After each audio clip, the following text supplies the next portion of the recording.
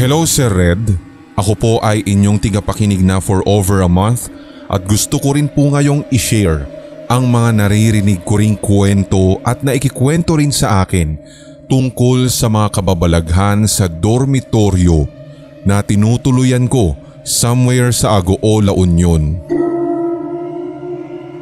So far, once lamang po akong naka-experience ng medyo nakakatakot. By the way, ako nga po pala ay isang estudyante sa isang state university sa nabanggit na bayan at napagkasunduan namin ng mama ko na mag-rent na lamang ako ng dormitoryo malapit sa school. Good thing nga po, nakakita naman kami ng dormitoryo. Ang style po ng dormitoryong ito ay parang pa letter C ang kurba kung titignan mo sa Google Maps. Ang dormitoryo ay meron pong 50 plus na kwarto at sa tansya ko, ang lawak ng bawat kwarto ay nasa 7 or 8 square meters at may mga double deck sa bawat room. Ang kitchen at ang comfort room ay common at bawat dulo ng pasilyo ay meron ding comfort room pati na rin sa gilid ng mga nirerentahan o inuupahang kwarto. Ang mga sumusunod na kwento ay akin pong hahatiin para nang sa ganun ay hindi po ma-confuse ang inyong mga tigapakinig. Uumpisahan ko po sa aking personal experience. Hindi ko po malaman kung ano ang sanhi nito, but it was 2022 nang mangyari. Bandang Burr months na po ito. So nag-move in ako sa isang dorm, August 22 iyon last year, kasama ang dalawang kaibigan na kaklase ko rin na itago na lang natin sa pangalang Yel at Aya. Si Aya at Yel ay magkasama sa room number 22 habang ako naman ay nasa 30. Ang rooms po namin ay nasa bandang gitna na malapit sa mga CR. Maganda talaga yung dormitoryong iyon, Sir Red. As in tahimik, maaliwalas naman talaga at meron kasing malalawak din na tanggapan para sa mga nag-i-inquire na boarders. Sa pagkakaalam ko nga po, matagal na rin iyong nakatayo, though hindi ko po alam kung ano yung eksaktong taon, pero nakatitiyak ako na nire-repaint na lamang ito kada taon para nang sa ganon ay magmukhang bago. Kasama ko rin sa room noon yung best friend ko, pero hindi rin po kasi siya nagtagal dahil nag-decide na rin siya na mag-uwian na lamang sa kanilang bahay dahil kung tutuusin ay thrice a week lang siya kung matulog doon. Take note, wala din po akong alam sa kahit na anong historical background ng dormitoryong iyon, pati na rin yung mga kaibigan ko dahil unang beses pa lamang naming umapak sa La Union. Since wala naman din akong roommate, gawa nga ng nabanggit kong dahilan kanina, nag-decide ako na lahat ng mga luggage ko ay ilagay sa upper deck ng double deck at ibaba na lamang sa higaan ko yung bed na naroroon sa taas to save more space. Isang gabi, maaga akong natulog. Switch off ang lahat ng ilaw sa room. Nagising ako dahil meron pong marahang yumugyog at mahina na pag-ingit na naramdaman at narinig ko mula sa upper deck. Dahil sa naalimpungatan ako, ipinikit ko na lamang muli ang aking mga mata at medyo nag-isip kung ito nga lamang ba'y lindol at hindi kung anumang klaseng katatakutan. Hindi po kasi talaga ako madaling maniwala sa mga multo, Sir Red. Kahit na anong creatures ng kadiliman. Fan kasi ako ng siyensya at ang palagi kong sinasabi ay to see is to believe. Pero nang gabing iyon, napaka-weirdo. Doon ko lang unang naramdaman na parang merong something different. Something strange. Something wrong. Kinabukasan, doon ko po napagtanto na wala pong kahit na anumang balita na nagsasaad na nagkaroon ng pagyanig o paglindol ng gabing yun. Hindi po ako natakot nung una dahil tumagal pa nga ako ng 2 buwan ng mag-isa sa kwartong iyon at ganun pa rin ang bagay na naranasan ko. Kunento ko nga po iyon kay Yel at biniro na lamang niya ako dahil kahit si Yel ay hindi rin po mapaniwalain sa ganung klaseng mga bagay.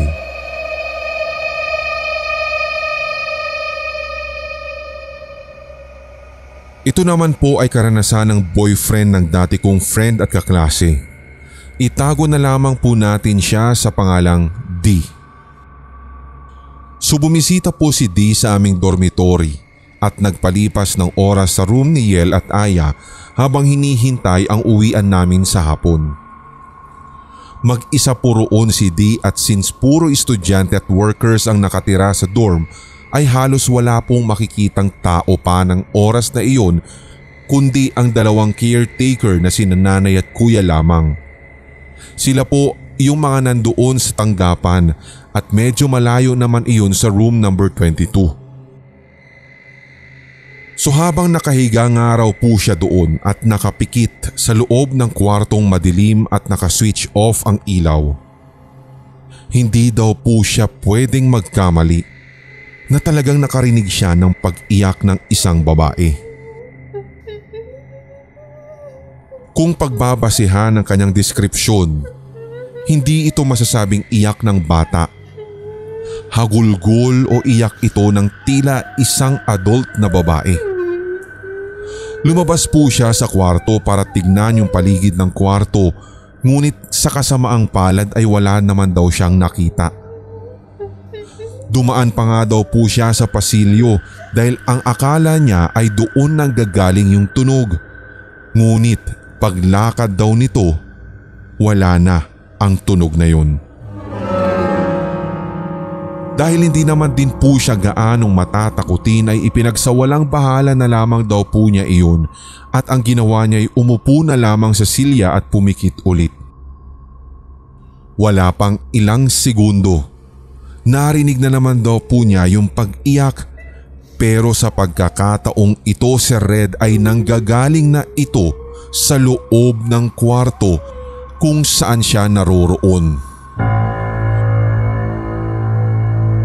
Hindi naman daw po siya nagpanik at sa halip ay hinawakan niya ang Bible na nasa lamesa na pagmamay-ari ni Yel.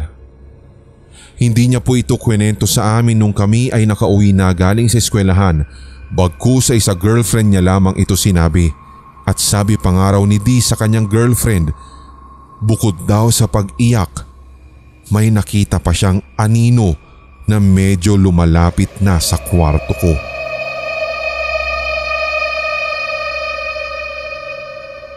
Ang susunod ko naman pong kwento ay karanasan naman ni Aya. Compared sa amin, si Aya po ay talagang malakas ang pakiramdam at sinabi na po niya sa amin o inamin na ito noon nung nakalipat sa room number 3 na malapit sa dulong CR at posohan. Ang kwento niya sa amin, noong nasa room number 22 pa daw po sila, may naaaninagan siya palagi na padaan-daan sa kanilang pinto at ito daw ay isang bata. Hindi raw po ito yung bata na nakatira sa kabilang kwarto dahil kumpara doon ay may kaliitan lang ito. Hindi naman din daw talaga siya natakot nung una katulad ni D. Ang ginawa niya ay hindi na lamang daw ito pinansin. Hanggang sa isang gabi, bukas ang kanilang ilaw at nakatulugan kasi ito ni Aya at ni Yel. Si Yel ang nasa upper deck at si Aya ang sa baba. Nagising daw sa gulat si Aya dahil yung hanger na nasa paanan daw niya na nakapatong sa drawer ay nahulog at tumama pa sa kanya. Gayon na lamang ang pagtataka niya dahil paano ito mahuhulog at aabot pa sa kanyang thighs na may malakas na impact kung walang naghagis nito ng pasadya sa kanya. Yun daw ang naging dahilan kung bakit siya nagising sa gulat. Ang sabi nga raw po ni Yel ay kahit siya ay nagising sa sigaw ni Aya. Ganoon na lamang ang takot ni Aya dahil napagtanto niya na hindi lamang pala silang dalawa ang nasa loob ng kwarto at tila ba may nais gumambala o mang-istorbo sa kanilang pagpapahinga. Hindi naman nalingid sa kaalaman ni na Aya na tunay na may mga hindi nakikitang nilalang na kasama talaga naming naninirahan sa dormitoryong iyon. Kung tutuusin talaga si Red, hindi ako agad naniniwala sa ganitong klaseng mga kwento hanggat hindi ko nararanasan o kaya naman ay hindi ako mismo yung nakakita. Not until lumipat ako sa room number 3 na minsang naging kwarto ni na Aya at Yel dahil sa room number 1 na po sila lumipat. So ang style naman nun ay kahilera ko sina Aya at Yel ng kwarto. Katabi nila ay si room number 2 at may pasilyo sa gitna namin na papunta sa CR na nasa bandang likod ng aking kwarto. Tulad ng pagkakaayos sa dating room na tinuluyan ko. Nasa upper deck po ulit ang aking mga bagahe. Ang study table ko naman ay nasa tapat ng bintana na kung saan ay katapat din ng bintana nung room number 2.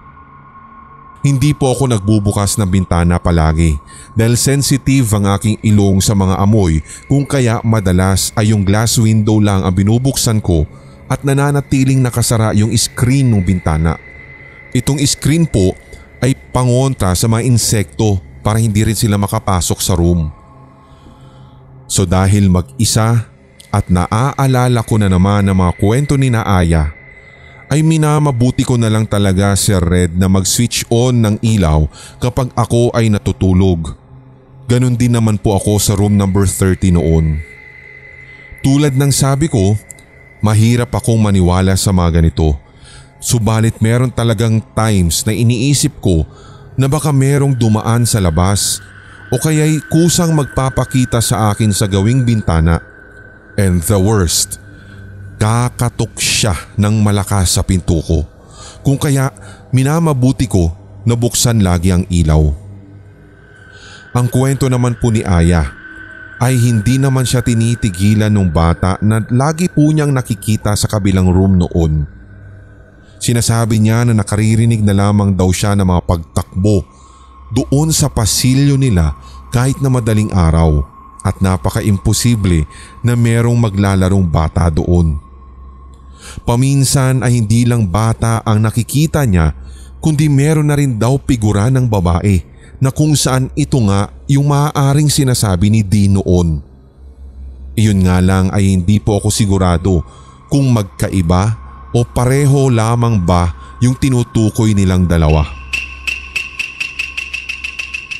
Hanggang sa ilang buwan at nag-decide si Aya na umalis na mismo sa dormitoryo sa kadahilan ng hindi na niya matake ang ginagawa ng iba naming dormmate sa CR at pati na rin yung amoy ng mga sigarilyo at iba pa. Kung kaya si Yel at ako ang nagdesisyon ng maging roommate doon sa room 1 and until now ay roommate ko pa rin siya. Ako ang nasa lower at siya naman yung nasa upper deck.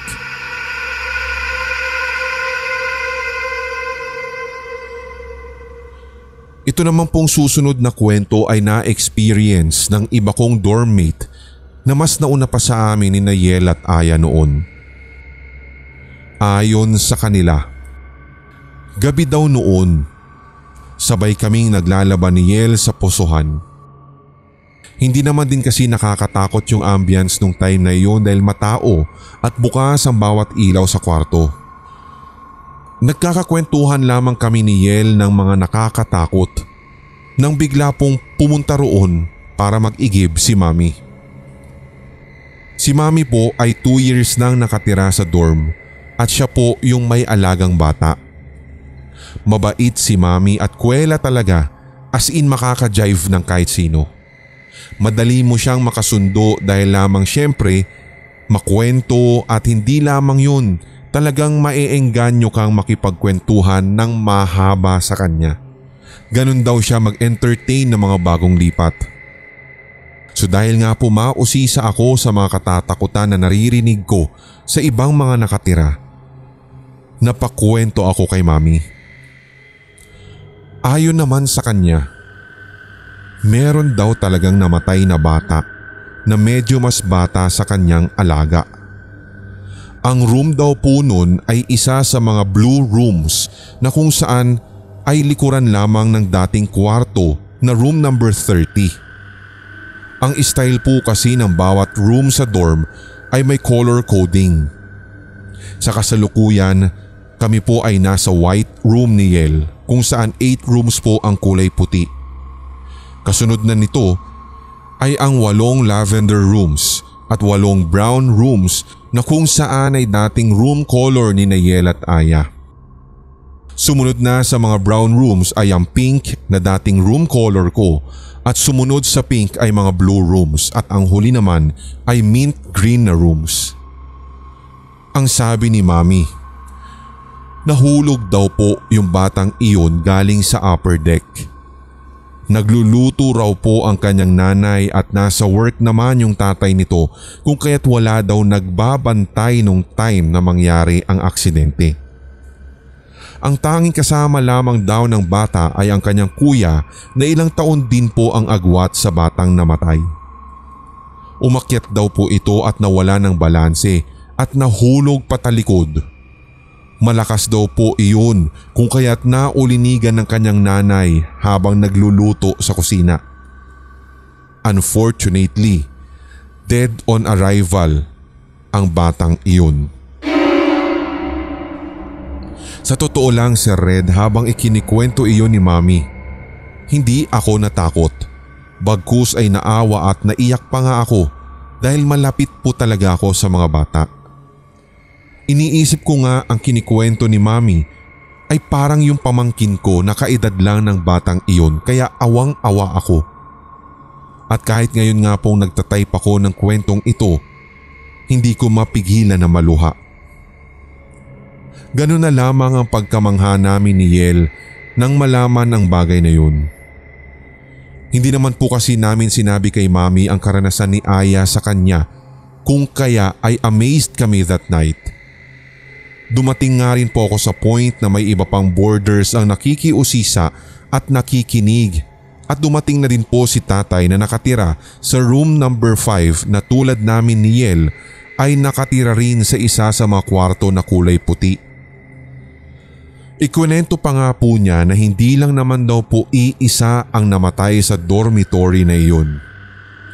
Si tatay ay more than 7 years nang nakatira doon at isa po siyang manager sa isang insurance center sa bayan.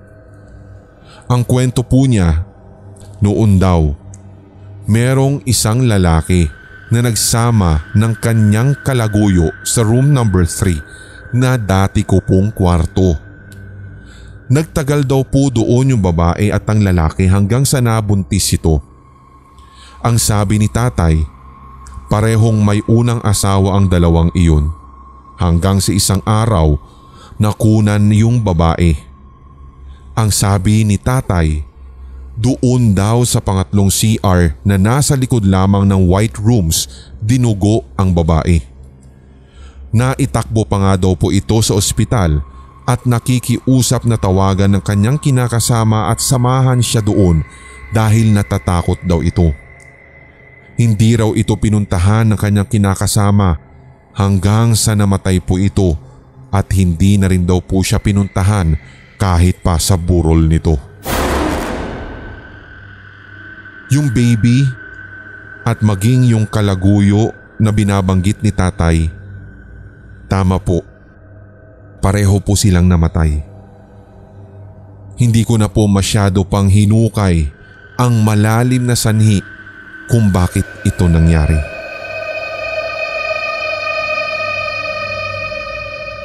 Ito naman pong pinakauling kwento ko, Sir Red, ay nangyari noong January 2023. Weekend po noon at nakitulog si Yel sa aming kaklase sa Tubao, La Union. So dahil doon, ako ang naiwang mag-isa sa kwarto. Alam ko na kahit sa katabi o katapat na kwarto ay walang tao. Meron po akong pinagdaraanan nung time na iyon dahil nasa NICU ang newborn baby ng ate ko. Delikado po ang kanyang lagay dahil premature baby po ang pamangkin ko. Dahil hindi ko mailabas sa ibang tao ang labis na lungkot na nararamdaman ko, naisipan ko na lang na i-type lahat ng nararamdaman ko sa WPS app sa laptop at doon nga po ay humagulgol ako ng humagulgol. Tumagal ng ilang minuto ang pag-iyak ko hanggang sa napakalma ko ang sarili ko at napatahan. Kahit na umiiyak ako nung time na iyon ay alam kong walang dumaan o pumasok sa mga kwarto that time. Nakarinig din kasi ako ng mahinang hagulgol na parang nanggagaling naman doon sa kabilang room, kung kaya ay lumabas ako at tinignan kung may tao ba roon, pero wala. Pumasok muli ako at nagpatugtog ng musika hanggang sa narinig ko na naman ang hagulgol na para bang nasa loob na ng kwarto namin. And Sir Red, mind you, parang katabi ko na. Nanahimik po ako at kahit yung music ay pinatay ko para marinig ko pang lalo at nang matiyak kung saan nanggagaling, kung saang direksyon. Kinilabutan talaga ako pero hindi rin nagtagal ay nawala na. Kunento ko iyon kay Yel at Len sa aming GC at sabi ni Yel ay baka raw may multong nagmamak sa akin dahil mahina ang loob ko that time at nilalapitan ako. Isa pa, maaaring ang labis na kalungkutan na aking dinaramdam ay sadyang negatibo talaga para sa mga ganitong klaseng entities. Kumbaga namamagnet sila ng ganitong klaseng mga enerhiya. Kinabahan talaga ako, pero naaalala ko nga pala yung ina na namatay sa CR na nasa gawing likuran ng aming kwarto. Sa isip ko ay sumagi na inaasar nga lamang ba niya ako o umiiyak lamang din siya dahil nararamdaman niya ang kalungkutan ko. Yun nga lang, pagdating sa kanyang point of view, syempre, hindi biro ang mawala ng isang anghel. Maraming salamat Sir Red sa pag-aayos at pag-narrate ng aking mga kwento. Na-appreciate ko po lahat ng hard works ninyo at sana ay mas marami pa pong tumangkilik sa inyo sa lahat ng mga story sa inyong mga channels at sa lahat ng inyong mga plano. Mula rin sa Team Hilakbot, maraming salamat sa iyo.